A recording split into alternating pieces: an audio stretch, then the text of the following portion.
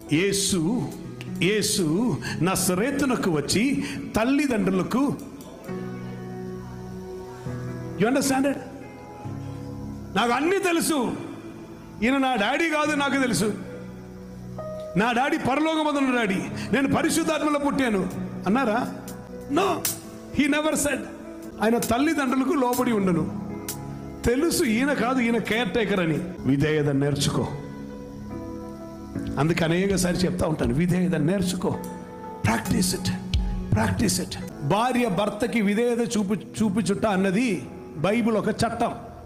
కొందరికి ఒక క్వశ్చన్ ఉంది, అది కూడా చెప్తాను. కొందరికి ఉన్న క్వశ్చన్, భర్త అంటే భరించువాడు, భర్త అంటే భరించువాడు.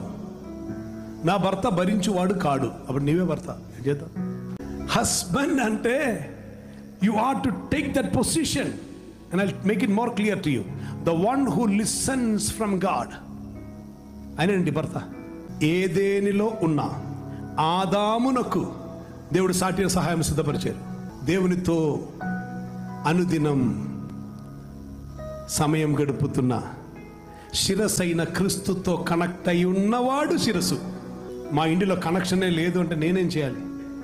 ఈ భర్త అనే ఆ స్థానం కేవలం ఈ ఫ్లెష్ రీతిలో వచ్చినది కాదండి. యేసు అనే ఆ శిరస్సు ఏం చేసినో మీరు చూడండి, అర్థమవుతుంది. మరణం వరకు, సిలువ మరణం వరకు తన్ను తానే రిక్తునిగా చేసుకొని తండ్రి చిత్తముకు సంపూర్తిగా అప్పగించాడు. This is husband. Husbands, you are to represent Christ. క్రీస్తుని మీ జీవితంలో మీరు ప్రతిఫలింపజేయాలి, క్రీస్తుని మీరు చూపాలి. You will see different tomorrows. అలా మనల్ని చేయటానికి ఆయన దిగి వచ్చారు, తన్ను తానే సమర్పించుకున్నారు.